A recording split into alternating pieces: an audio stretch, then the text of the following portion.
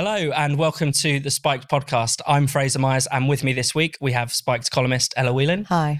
And no Tom Slater this week, so we're delighted to welcome writer and broadcaster Emma Webb. Thank you for having me. Coming up on the show, the end of the free internet, the war in Ukraine, and JK Rowling takes on the Labour Party.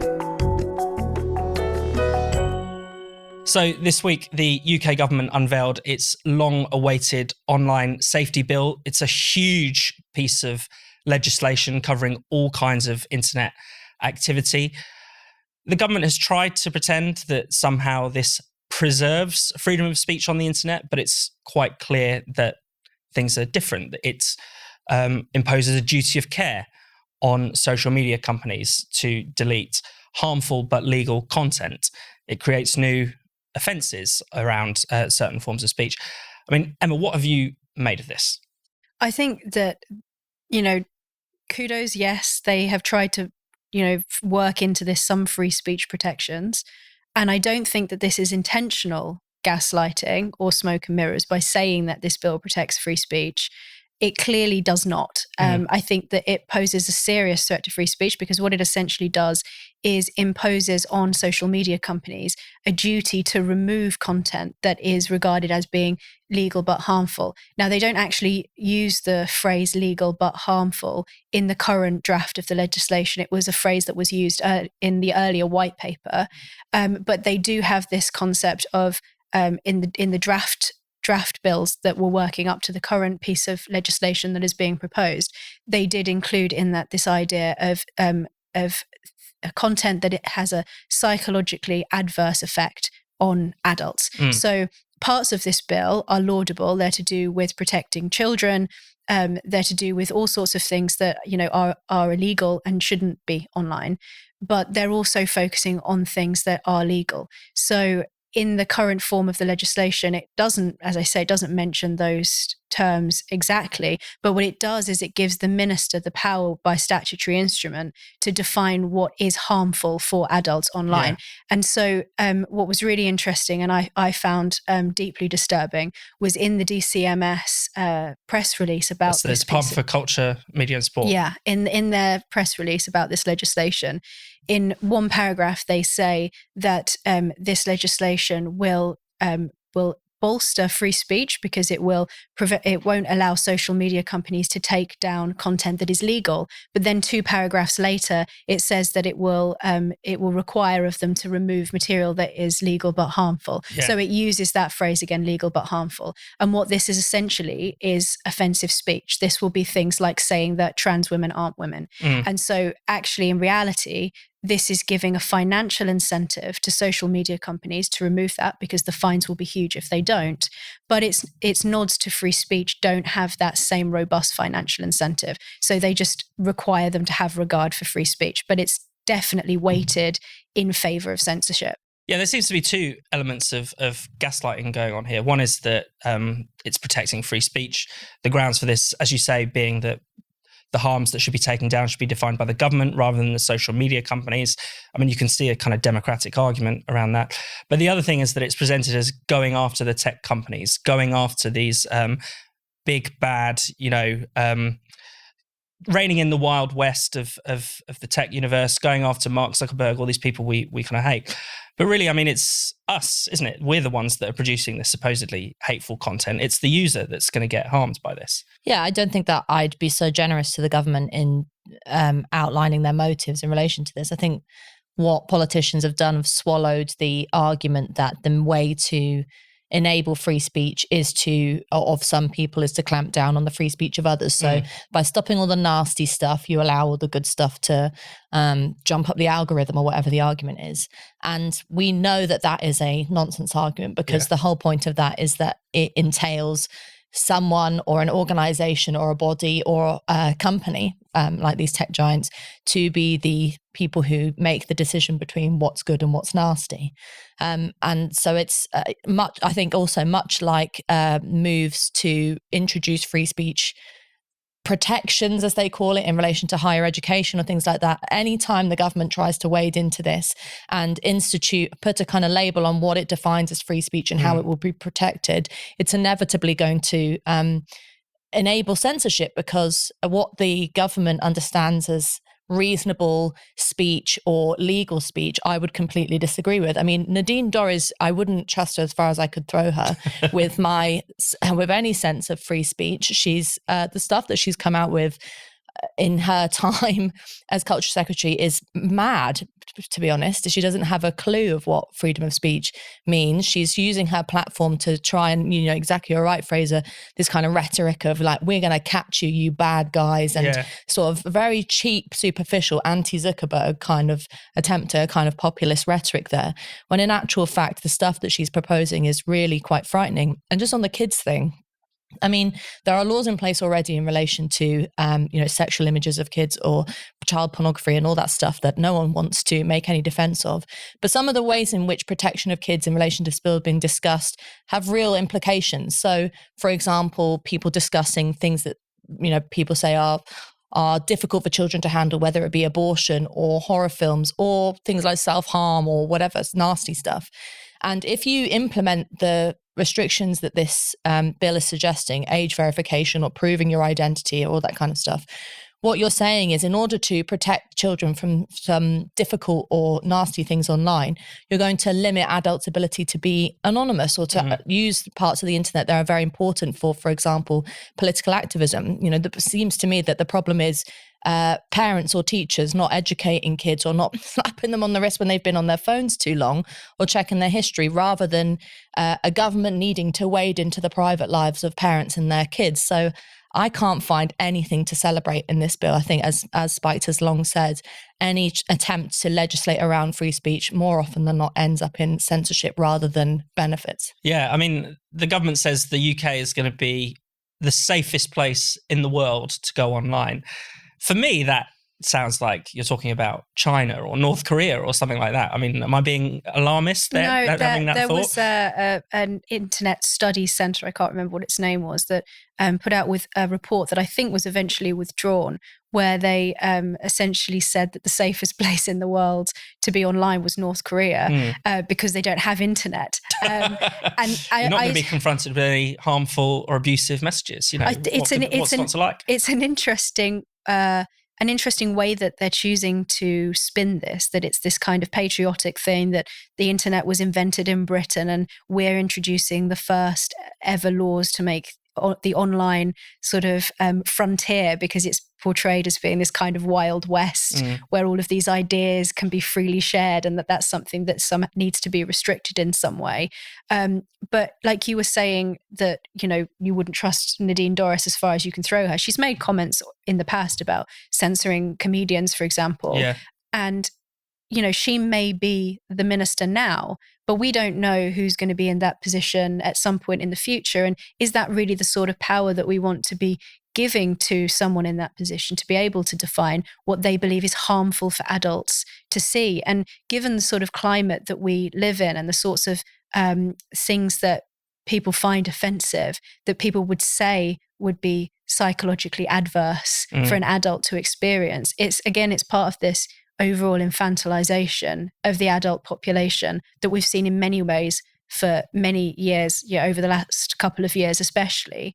And I think that is extremely dangerous. The idea that the online world for children, yes, to a degree, but the idea that the online world needs to be made psychologically safe for adults, I think is a strange and very worrying idea. Yeah, and that's always one of the key problems with censorship, isn't it? I mean, it's who decides, and often what the government decides is just what the establishment view is. So people have kicked up a bit of a fuss around the potential for gender critical views being censored, and there might be a possible carve out in the law, but we don't know what the next big flashpoint issue is going to be in this way. And we know that talking about any kind of thorny political issue, whether it be related to race or gender, or the discussion around the pandemic with people opposing mandated vaccines being censored, and we saw that whole thing happen with talk radio on YouTube and being banned, and there's many, many, many examples of it already happening. So it's not like this bill is suddenly, whoa, censorship is around the corner. We know it's been happening for a long time, but to have it legislated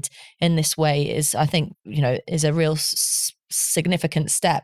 It's also worth noting that, the government in its classic form, as it has been for the last 2 or 3 years, certainly throughout the pandemic, is bringing in this legislation with barely any time for parliamentary scrutiny. Not that I think many people in Parliament are going to oppose it in any way that I would like. Labour says it doesn't go far enough because it's not tackling Russian disinformation. But there has been, the irony of this is that it's discussed as a public good, a bit like public health, a bit like banning smoking or something like that. You've got to make the public square of the online world healthy for people. And yet there has been no public consultation on this in any kind of decent way. In fact, you more often than not see despite the fact that Emma's right, there's been some pretty dystopian stuff happening recently in relation to moves towards infantilizing people. But there's been a significant amount of pushback on that. We know that, for example, in the context of the war in Ukraine, free speech is suddenly back on the agenda and people are being very supportive of, for example, Russian dissidents who are expressing their free speech.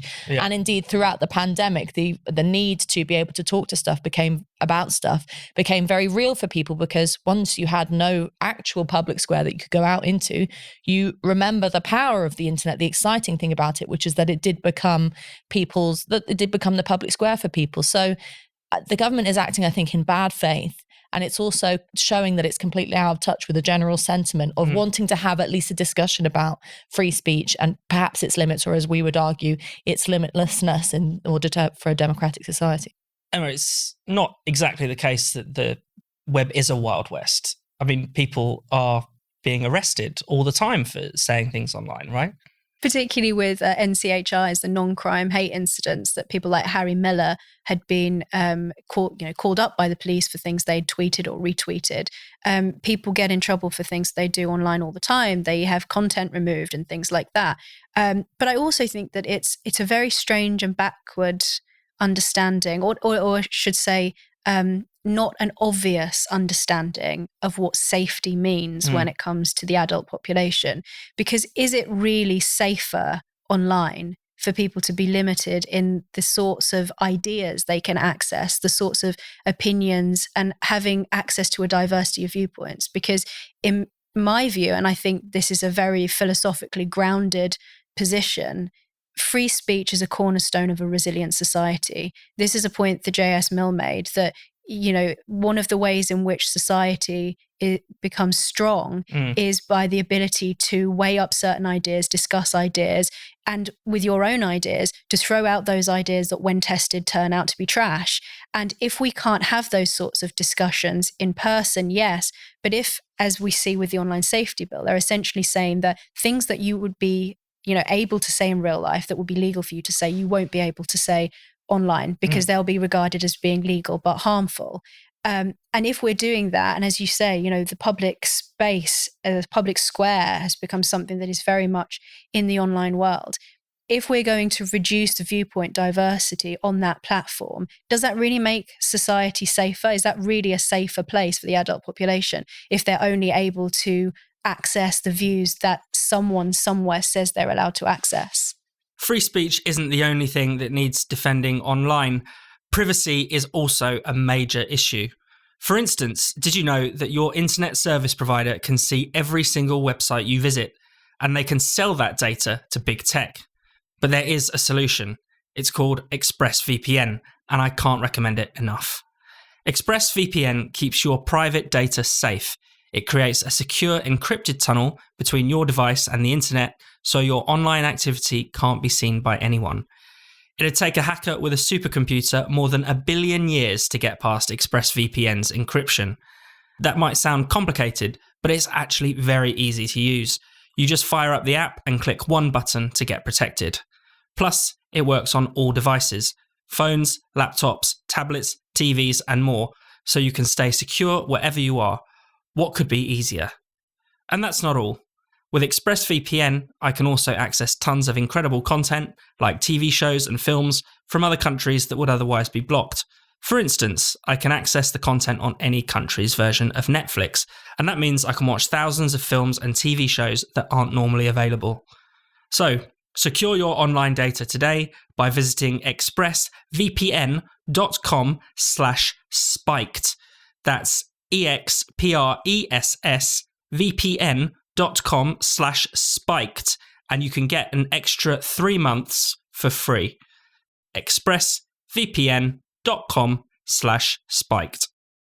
So we're into the third week of Russia's invasion of Ukraine. In the past few days, Russia has been shelling Kiev, and the city of Mariupol is reportedly 90% destroyed, according to the UN. But at the same time, peace talks are ongoing, and there are some chinks of light. Both sides have said they're making progress towards a compromise. And in particular, Ukrainian President Volodymyr Zelensky has said that Ukraine is not going to join NATO.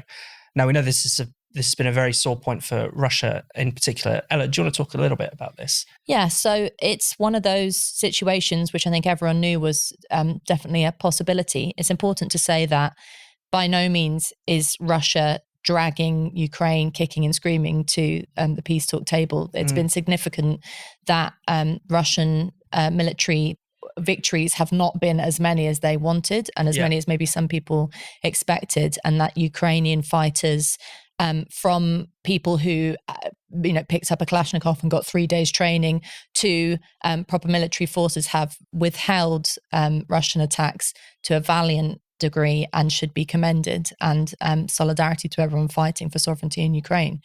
But they're a bit like what Brendan O'Neill wrote in his column this week. Watching this from the West, it's quite easy for people to be sort of armchair diplomats or armchair military experts. And the point he makes is that, we have to respect and support whatever whatever decision Ukraine comes to. And so, no matter what you think of NATO, no matter what you think of the tricky issue of sovereignty and a nation's ability to make sovereign decisions, about the fact that previously Ukraine was very hot on the idea of joining NATO as its commitment within their constitution, and you could make the argument that it feels a little bit like it would be an imposition from Russia for them to make this decision because they've changed their minds. But if that is what's going to happen, then that's what's going to happen. And I think it raises some very difficult questions for the kind of people who, particularly in the West and Western commentators, who in the last 2 weeks have really demonized any kind of serious discussion about NATO or NATO's history. And I think understanding that and not apologizing for what Russia's done or using it as an excuse to say, well, what did there are people who are kind of legitimizing the idea that Russia, had a point in defending its security interests. I don't think that stands at all. But looking at the consequences of NATO expansion, looking at I think the position that countries like Ukraine get put in this much bigger context of Western powers versus Russia, there is some soul searching to do, and the war is not over yet, and I don't think it's going to be over in the next few days. But all we can do at the moment is show solidarity with those people fighting in Ukraine, and indeed those people coming over from Ukraine. Emma, your thoughts? From a Western perspective, it is just simply not in our interests for Putin to invade Ukraine, for there to be any concessions to Putin's aggression, or for Putin to be pushed further into the arms of China, and for there to be a closer alliance between Russia and China, which is something that we've seen over the past couple of weeks really starting to blossom. So from a Western strategic perspective, all of this is very concerning. And that is one of the things that I thought was most interesting about all of the discussion around this, is that the positions that people were taking, I found were, and maybe this is naivety on my part, but I found that those positions were not what I would have expected. Do you think that people are taking a kind of overly emotional position, which might be understandable? So obviously, we've talked a lot on this podcast about how we obviously want to extend our solidarity to Ukraine. The bravery of the Ukrainians has impressed everyone, but then perhaps that extends into the view for a no-fly zone in some people's eyes, where really, if you had your hard head on, that's probably not a good idea because it's going to entangle us in a war with Russia. That's not in the West's interests either. And there seems to be almost very little debate about which move is taken next and what the longer term implications are. You might say it's emotional, but I think it certainly is. The importance of what's happening to Ukrainians at the moment is not just that they're being bombed and killed, or that Russia is doing things like bombing maternity hospitals and then lying about the fact that there's pregnant women in it, and just really kind of dystopian stuff happening. It's not just that kind of basic human level. It's the fact that for people like us who have beaten the drum for sovereignty and self-determination of nations in context of Brexit and other sort of European movements or US elections, whatever, for the last few years, this is the most, the invasion of a sovereign nation. Absolutely. Whatever about Ukrainian democracy or lack of democracy. And I think too many people, myself included, have been lazy with sort of the way in which we've talked about what Ukraine was before all this kicked off. Nevertheless, that imposition of Russia is I don't think it's emotional to want to reject that, or for the people who are going over from the UK or other places to fight in a sort of quasi-international brigade. It's because that sense of, it's why people fought for national liberation struggles in the past from Ireland to anywhere else, is because you relate to that sense of it being important for citizens to defend that right to self-determination. However, that's one thing. But as you say, Fraser, any action has a consequence. And I think the thing that I've been thinking about when trying to digest people who are in support of the arguments from people in support of a no-fly zone, or, people who rightly call the bluff of an armchair expert like me that says, oh, solidarity with Ukraine. And indeed, Ukrainian MPs are coming out and saying, well, for Christ's sake, I can't fight a war on your solidarity. But the question is, if the West becomes more militarily involved, if there is a war with Russia or some kind of an escalation, it doesn't just mean things that people have talked about, threat of nuclear war or more death and destruction in the region, pumping arms into that part of the world.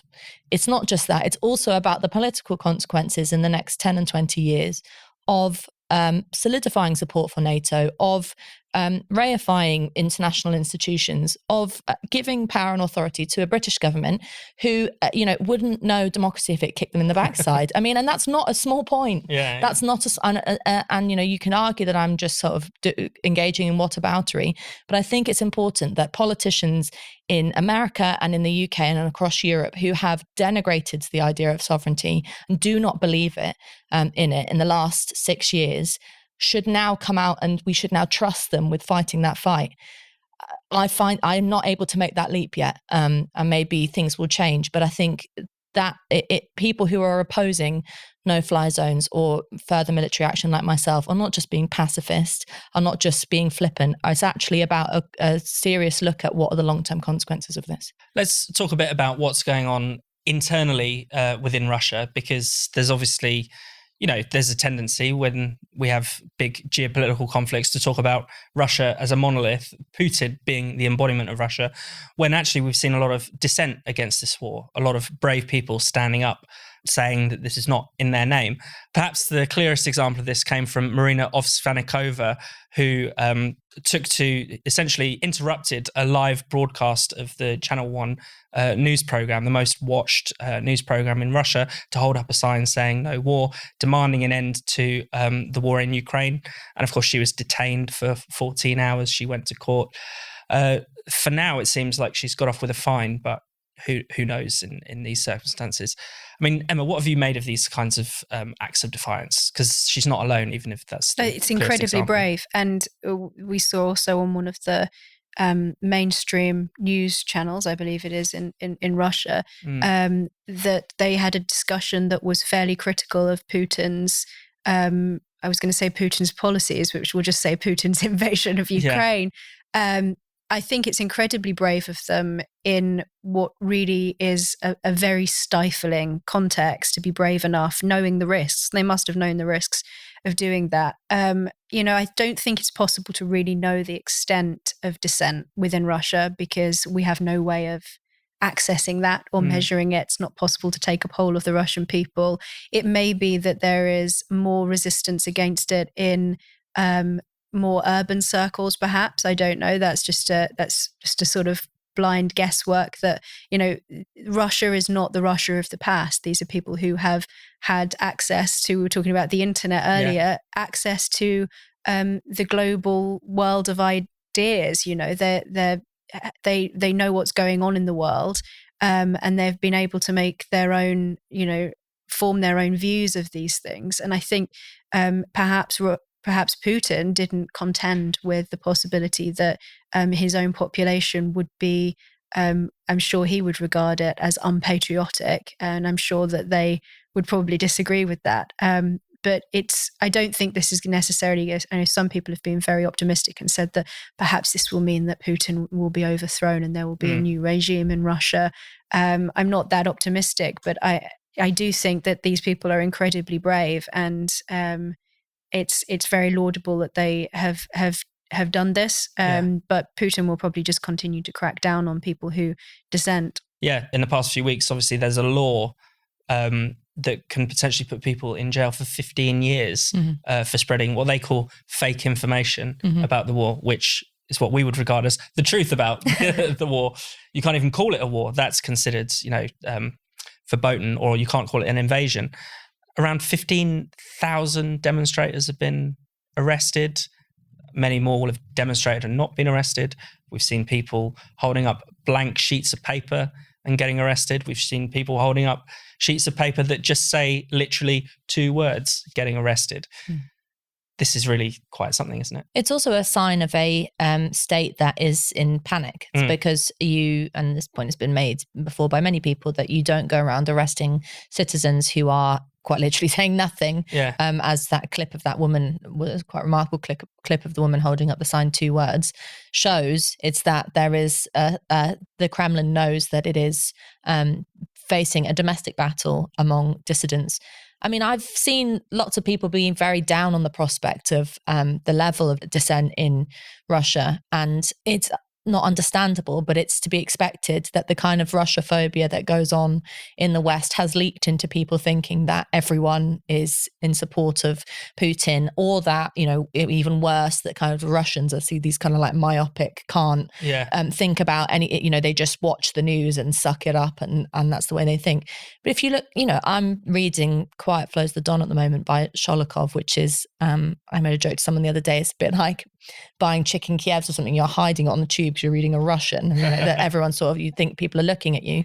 But when you read that book and you realize how far back relationships between Russians and Ukrainians go, about the kind of history of international solidarity in that country, and as much as Putin is making the argument that we are the same people and therefore Ukrainian sovereignty is a nonsense, and that's wrong, it's also true that the relationship between Russians and Ukrainians goes very, very deep. And it is not impossible to think that there are lots of people who, whatever they think about the Donbass region or Russia's right to claim that place culturally, they will not be okay with their brothers and their cousins and their relations being bombed. And so I think what we as citizens of the West can do is fight for free speech, as we've been talking about in relation to the online harm bills, and show just how important it is, but also show solidarity not just with Ukrainians, but with those Russians who are putting their necks and their jobs and their freedom on the line. And Emma, in the West, in Britain and America, there's been this kind of tendency to cancel Russians, to say they should, they need to explicitly say their loyalty to the West and denounce Putin.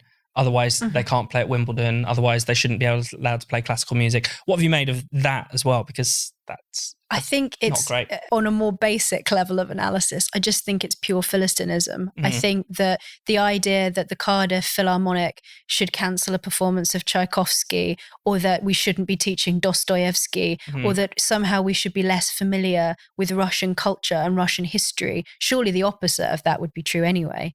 But I also think on another level, and this is a point that Helen Dale has made, I think it's a really interesting one, is that we're seeing the tools of cancel culture being employed against an entire country. And on the one level, sanctions, yes, it makes sense for states to sanction countries like Russia when they, invade other countries or act against our interests.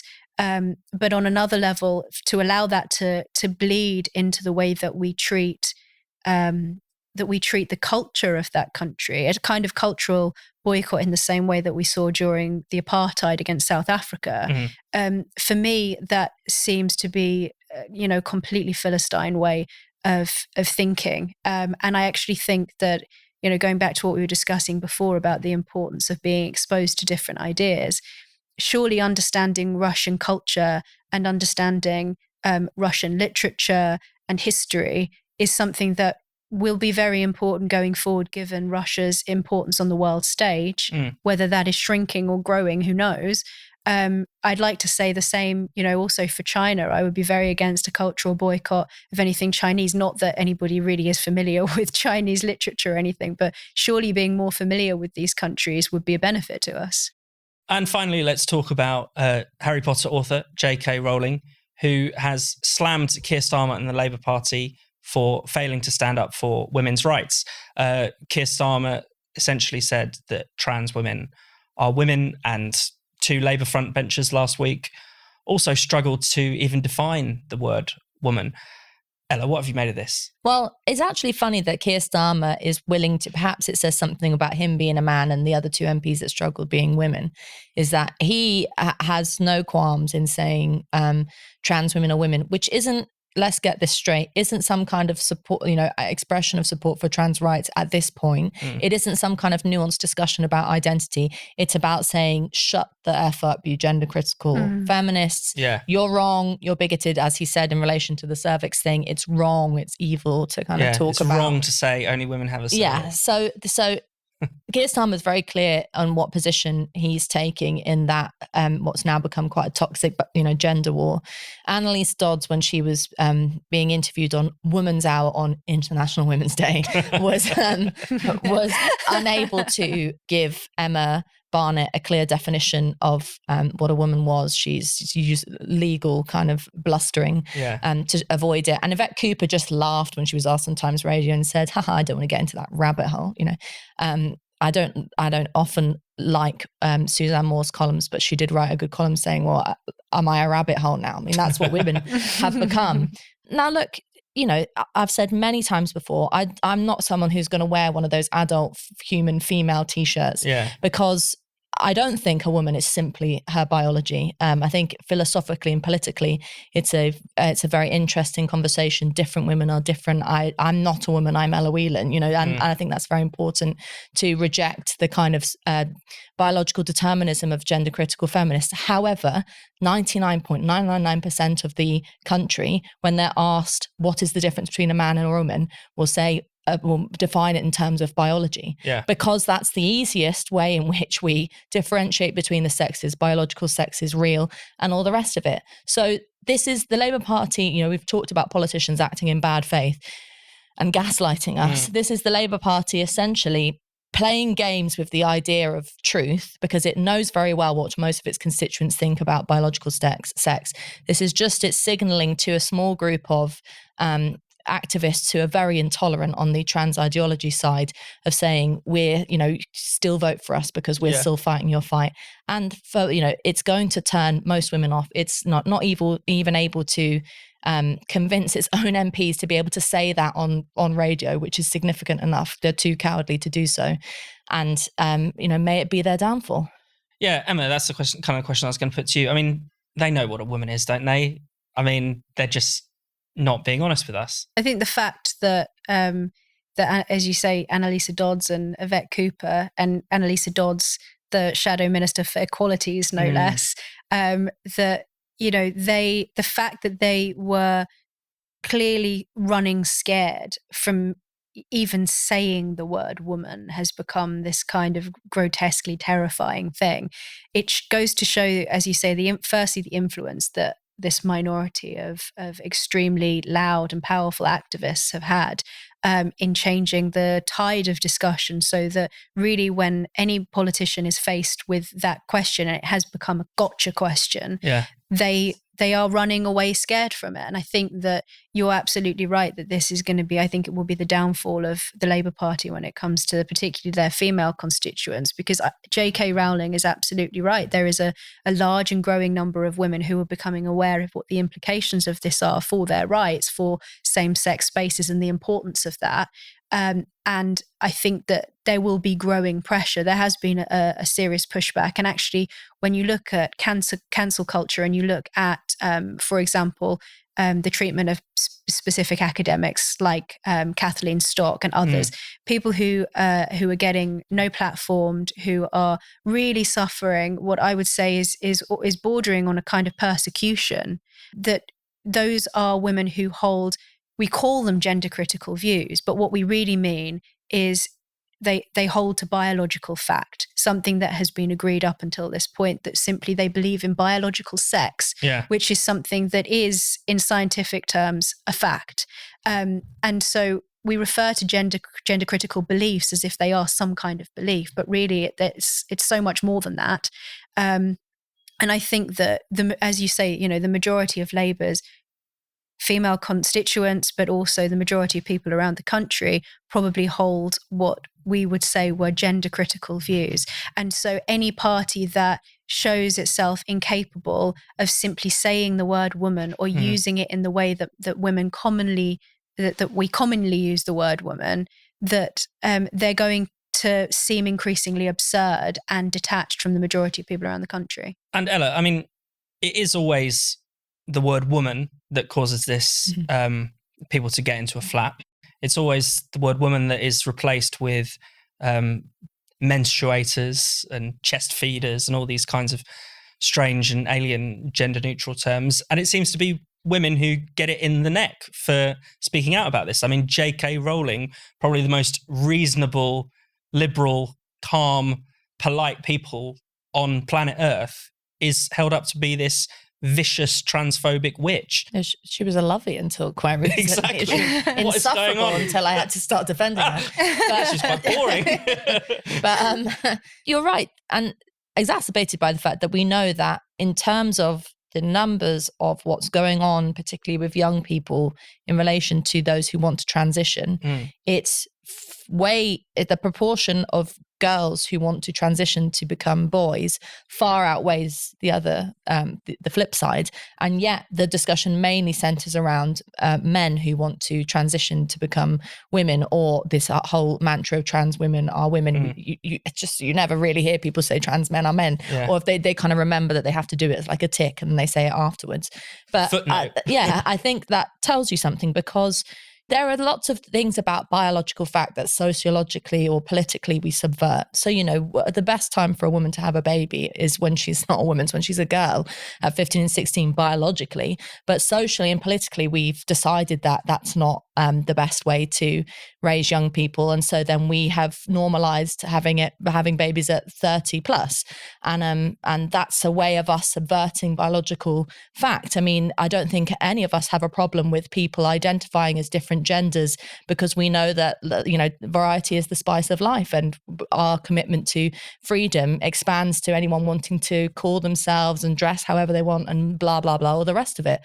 But that's not what's going on here. What's going on is, not a debate about what society thinks about gender, but an instruction from, as Emma says, a small minority who have large backing in terms of Stonewall and lobby groups, of suggesting that either any discussion about this in society is bigoted and wrong, but also that particularly women who have, let's not forget people like Annalise Dodds and Yvette Cooper a minute ago were talking about women-only shortlists and the importance of differences between the sexes, are now saying, oh, you remember that changing room that you thought was really important we talked about in relation to sexual harassment?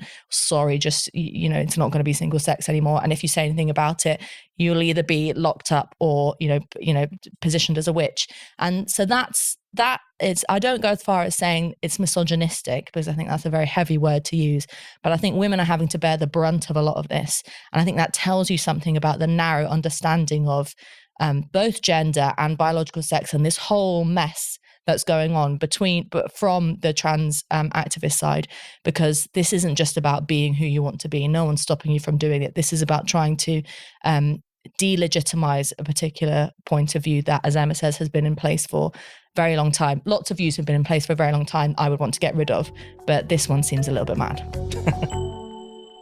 Thank you so much for watching the Spikes podcast. We'll be back next Friday. If you hit subscribe and click the bell, you'll never miss an episode. And in the meantime, why not check out all of Spike's other videos and podcasts on this channel? And for more Spiked content, find us at spiked-online.com.